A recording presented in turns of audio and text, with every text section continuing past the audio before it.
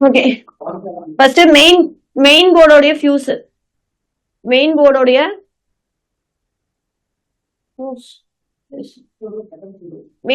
Fuse எப்படி இருக்கும் அப்படின்னா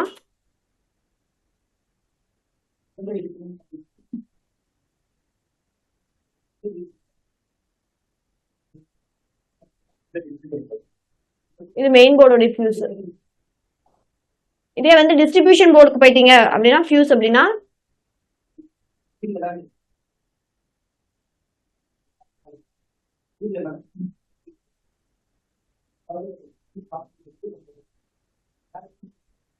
அதே மாதிரி இருக்கும்.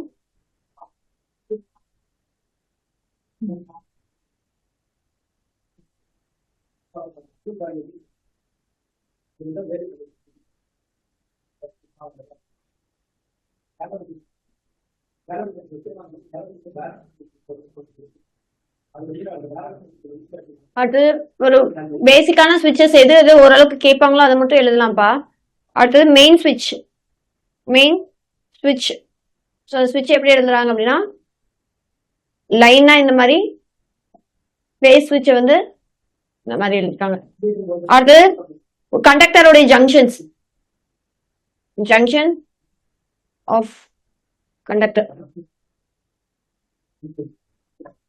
ஒரு பாயிண்ட் எடுத்துக்கிறாங்க ஜங்ஷன் ஆஃப் கண்டக்டர்ஸ்க்கு.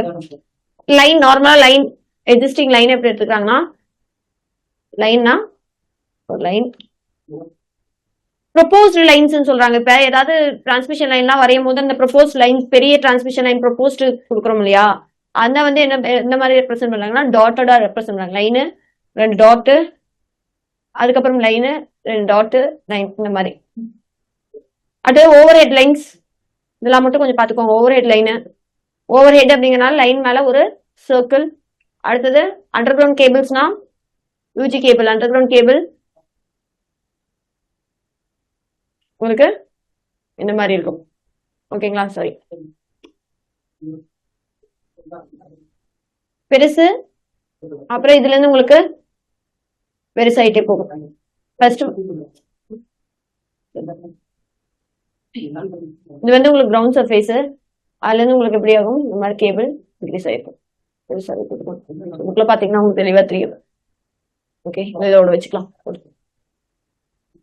ஃபால்ட் யூஸ்வலா இது நமக்கு நல்லா ரெஃபரபிளா தெரியும். ஃபால்ட் எப்படி இது பண்ணுவோம், இதை வந்து ஃபால்ட் அப்படின்னு சொல்லுவோம். அடுத்தது லைன் கிராசிங் வந்து நம்ம எப்படி சொல்லுவோம், இது நம்ம சர்க்கியூட்ஸ்ல நிறைய யூஸ் பண்ணியிருப்போம். லைன் கிராசிங் என்ன பண்ணுவோம், லைனை கிராஸ் பண்ணி போகுதுன்னா ஒரு பல்ஜ் மாதிரி போட்டு இந்த லைனை நம்ம எடுத்துட்டு போவோம். அதுக்கப்புறம் சாக்கெட்ஸ் வந்து எப்படி ரெப்ரசென்ட் பண்ணுவாங்க அப்படின்னு பாத்தீங்கன்னா இது இந்த மாதிரி, அது வந்து 6 ஆம்ப்ஸ்கா இருந்துச்சுன்னா இந்த மாதிரி, இன்னும் ஆம்பியர்ஸ் அதிகமாக இதை வந்து டபுள் லைன் போடுற மாதிரி. இதெல்லாம் வந்து என்ன அப்படின்னு பாத்தீங்கன்னா உங்களுக்கு சாக்கெட்டோட இது. ஓகேங்களா? சாக்கெட் அவுட்லெட்,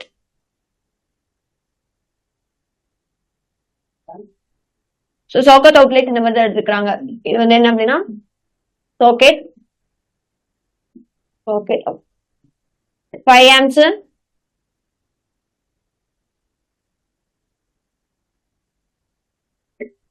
இது வந்து 15 amps. Socket of 15 amps base போட்டு இந்த மாதிரி எடுத்துக்கிறாங்க. சோ இப்படியே கேட்பாங்களா? இந்த கொஸ்டின் பேப்பர்ல இப்படியே தான் இருக்கா? ஓகே, இதை விட இப்ப ஃபியூஸ் அதிகமா கேட்பாங்க. ஃபியூஸ் அப்படின்னா ரீவைரபிள் ஃபியூஸ். ரீவைரபிள் இது ஈஸியா நம்ம எடுத்துருக்கோம்.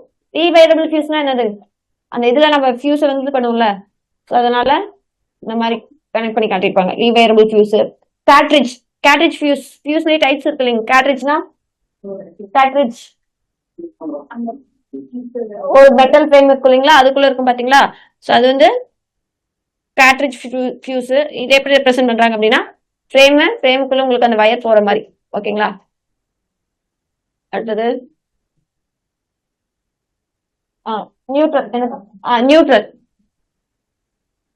நியூட்ரல் வந்து நியூட்ரல் லிங்க் அப்படின்னா ஓகே, எர்த்தோட சிம்பிள் எல்லாத்துக்கும் தெரியலைங்க. எர்த் எர்த் என்ன பண்ணும்? குறைஞ்சிட்டே வரும். பெருசு, அதை விட சின்னது, சின்னது, சின்னது, அந்த மாதிரி குறைஞ்சிட்டே வரும். அடுத்தது லேம்ப். இன்காண்டசன்ட் லேம்ப்னா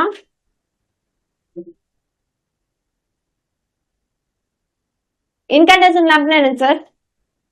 நம்ம டேர்ம்ல இன்காண்டசன்ட் ஆர் ஃபிலமெண்ட் லேம்ப்னு சொல்லுவோமா? ஓகே, ஃபிலமெண்ட் லேம்ப்ங்கறனால இந்த மாதிரி. அடுத்த ஃப்ளோரசன்ட் லேம்ப்னா ஃப்ளோரசன்ட். உள்ள என்னன்னு வச்சிருப்போம்? ஃப்ளோரசன்ட் மெட்டீரியலும் அது கூட ஆர்கான் போட்டிருந்தோமா? சோ இந்த மாதிரி காமிக்கிறது ஃப்ளோரசன்ட் லேம்ப். புஷ் பட்டன் வச்சுக்கோங்க, நிறைய இடத்துல பார்த்த மாதிரி இருக்கு. Push button.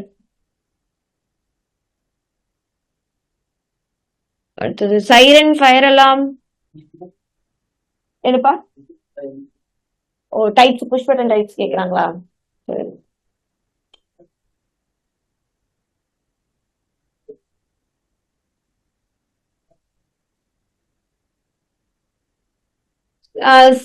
சிங்கிள் த்ரோ, என்ன சொல்றேன், டபுள் போல் சிங்கிள் த்ரோ ஸ்விட்ச், ட்ரிபிள் போல் சிங்கிள் த்ரோ, அதெல்லாம் தெரியல.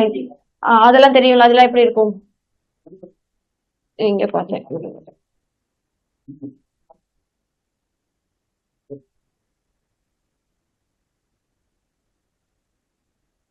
ஓகே, என்ன புஷ் பட்டன்லயே டைப்ஸ் கேட்டிருந்தீங்களா சார்?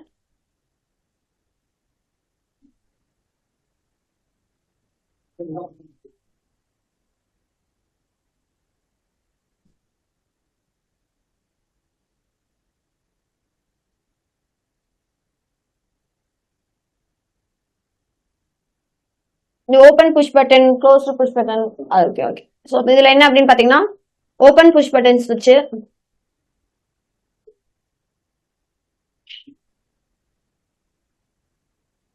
என்னன்னா ஸ்விட்ச் இருக்கு, புஷ் பட்டன் அப்படின்னா ஒரு லேயர் இது கூட வந்து கான்டாக்ட் ஆகணுமா? சோ இந்த மாதிரி இது வந்து ஓபன்.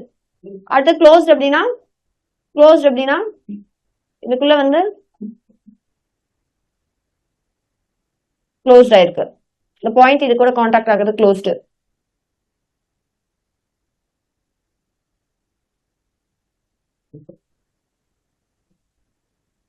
இது போதும் சார், இதுக்கு மேல பாத்தீங்கன்னா உங்களுக்கு கன்ஃபியூஸ் ஆகும். ஓரளவுக்கு ஸ்விட்ச் எல்லாம் நீங்க டிஃபைன் பண்ணி எழுதிட முடியும், அப்படித்தானே சார்? ஓகே, அடுத்து சீலிங் ஃபேனு.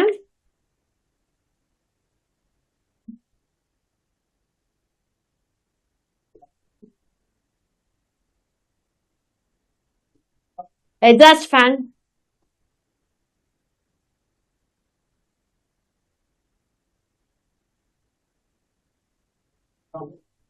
ஈக்குவல் ஷேப்பா போட்டுக்கோங்க. இதுக்கப்புறம் நம்ம இந்த எனர்ஜி மீட்டரு, 3 ஃபேஸ் டிரான்ஸ்ஃபார்மரு, இதெல்லாம் பார்த்துக்கோங்க. 22.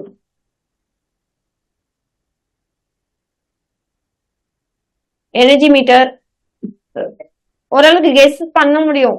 மீட்டர்ஸ் எல்லாம் பாக்ஸ் ஷேப் அந்த மாதிரி வச்சுக்கோங்க. அந்த மாதிரி வச்சுட்டீங்கன்னா கொஞ்சம் ஈஸியா இருக்கும். அடுத்தது கேபிள். அண்டர் கிரவுண்ட்லயே ஷீல்டட் கேபிள். என்னென்ன கேபிள் சார் இருந்துச்சு? கேபிள் டைப்ஸ் பார்த்தோம்ல, என்னென்ன இருந்துச்சு? பெல்டட், இன்னொன்னு ப்ரெஷர் கேபிள், இன்னொன்னு screened cable. Okay, pressure cable உள்ள என்ன பண்ணிருப்போம்? நம்ம ஏர ப்ரெஷரைஸ்டா கொடுத்துருப்போம். பெல்டட் கேபிள்ல ஒரே கேபிள் போட்டிருப்போம். ஸ்கிரீன்ல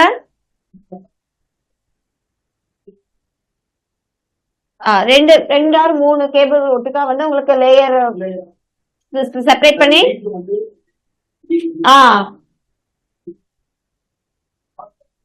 ரைட். அடுத்தது 3 phase transformer. 3 phase transformer. Transformer என்ன கனெக்ஷன் இருக்குங்கிறத பொறுத்து, ஸ்டாரா இருந்துச்சுன்னா ஸ்டார்னு வருது. பிரைமரி செகண்டரி இன்டர்லிங்க் ஆகுமா? செகண்டரி டெல்டாங்கிறதுனால டெல்டா.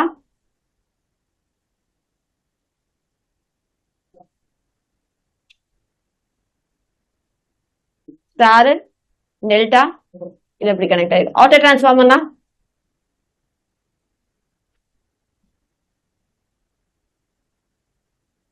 ஆட்டோ டிரான்ஸ்ஃபார்மர் உங்களுக்கு ஸ்டார் கனெக்டட், இதுல இருந்து பிரைமரில இருந்து செகண்டரி ரெண்டும் ஒரே இடத்துல இருக்கனால உங்களுக்கு induction motor, squirrel cage, slip ring squirrel cage. Slip ring லெக்கும் ஸ்குரில் கேஜ்க்கு என்ன டிஃபரன்ஸ் சார்? ஸ்குரில் கேஜ்க்கும் ஸ்லிப்ரிங்க்கும் என்ன டிஃபரன்ஸ்? எக்ஸ்ட்ரா ரோட்டார்ல என்ன கனெக்ட் பண்ணிருப்போம்? எக்ஸ்டர்னல் ரெசிஸ்டன்ஸ் கனெக்ட் பண்ணுவோமா? இதுல என்ன பண்ணிருப்போம்? ஸ்டேட்டாருக்கு மட்டும் சப்ளை கொடுப்போம், அதனால ஸ்டேட்டாருக்கும் 3 லைன். இதே ஸ்லிப்ரிங்ல என்ன பண்ணிருப்போம் அப்படின்னா ரோட்டாருக்கும் நம்ம என்ன பண்ணிருப்போம்? சப்ளை கொடுக்க மாட்டோம், ரோட்டார்ல ரெசிஸ்டன்ஸ் ஆட் பண்ணிருப்போம், அதனால ரோட்டாருக்கு 3 லைன், ஸ்டேட்டாருக்கு 3 லைன். ஓகேங்களா? அது லைட்னிங் அரெஸ்டர், இது பாத்துக்கோங்க.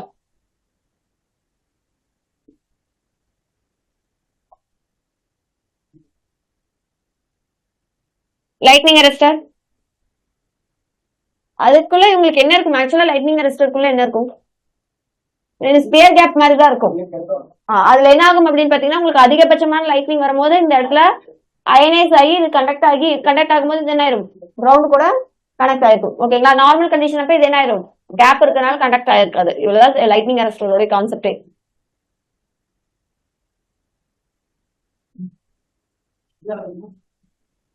Circuit breaker isolator, circuit breaker isolator, breaker இதெல்லாம் நம்ம வரையும் போதே வரைஞ்சிருப்போம். இப்படி வரைஞ்சுமா?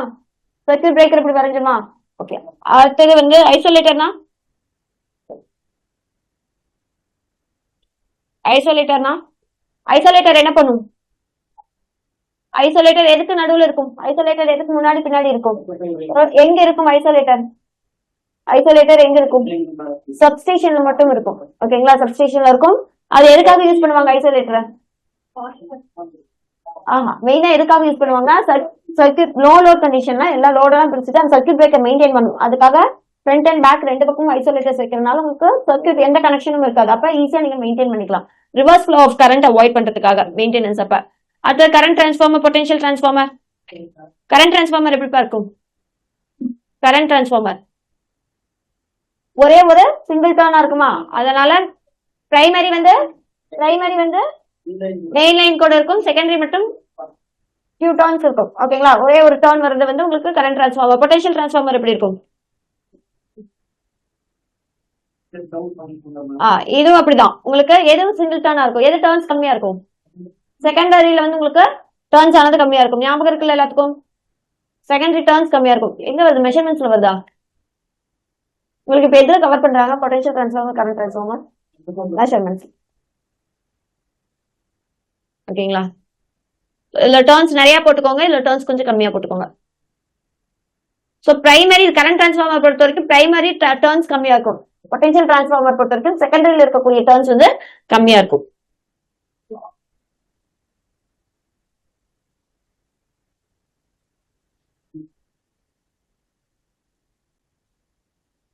தெர்மல் ஓவர்லோட் ரிலே, இதனுடைய சிம்பிள் என்ன அப்படின்னா ஸ்கொயர் பாக்ஸ்க்குள்ள உங்களுக்கு ஒரு வேவ் போற மாதிரி, ஐ மீன் ஒரு ஸ்கொயர் வேவ் இந்த மாதிரி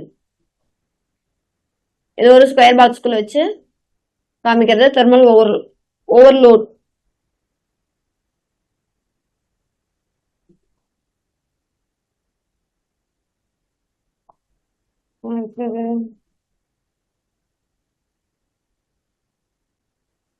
ஜென்ரலா ரிலே எப்படி ரெப்ரசென்ட் பண்ணுவாங்க? ஜென்ரலா இது ரெப்ரசன்டேஷன் என்ன?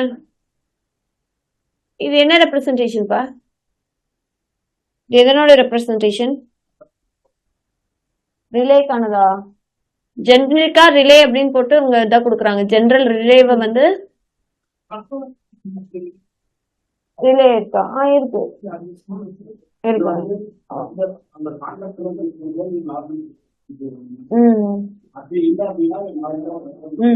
ஓபன் அண்ட் க்ளோஸ் வந்து ரிலேஸ் இந்த மாதிரி காட்டுறாங்க.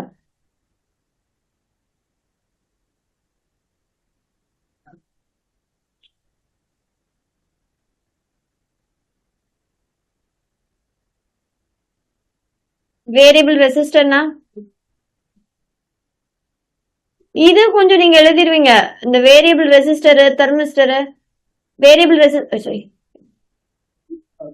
ஆ வேரியபிள் ரெசிஸ்டர்னா ரெசிஸ்டன்ஸ் போட்டு வேரியபிள் போடுவோம்ல அவ்வளவுதான். ஏரோ மார்க் போட்டு காமிச்சோம்னா தீர்ந்தது. வேரியபிள் ரெசிஸ்டர்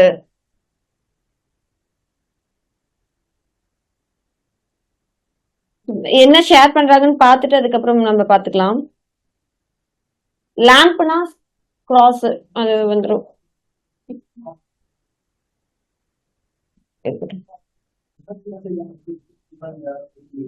சைலண்ட் எமர்ஜென்சி லேம்ப்லாமா வைக்கிட்டு இருக்காங்களா? இருக்கு, அதெல்லாம் இருக்கு, அதெல்லாம் ஒண்ணும் பிரச்சனை. ஏனப்பா? ஃபயர் அலாம், சைரனு இதெல்லாம் இருக்கு. ஏனப்பா? வாட்டர் டேங்கா? எப்படி? ஆ, ஓ ஹீட்டர் ரெசிஸ்டன்ஸ் போட்டிருக்குமா உங்களுக்கு? எப்படி கொடுத்துருந்தாங்க? சரி,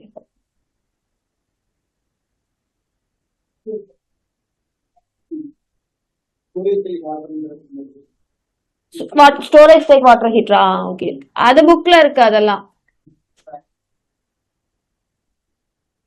ஸ்டோரேஜ் டைப் வாட்டர் ஹீட்டர் வந்து பாக்ஸ்ல இந்த மாதிரி செக்ரிகேஷன் போட்டு இல்லைன்னா வாட்டர் ஃப்ளோ தான் காட்டுறாங்கன்னு நினைக்கிறேன். இப்படிதான்ப்பா ஹீட்டர் காட்டியிருக்காங்க. நார்மல் ஹீட்டரே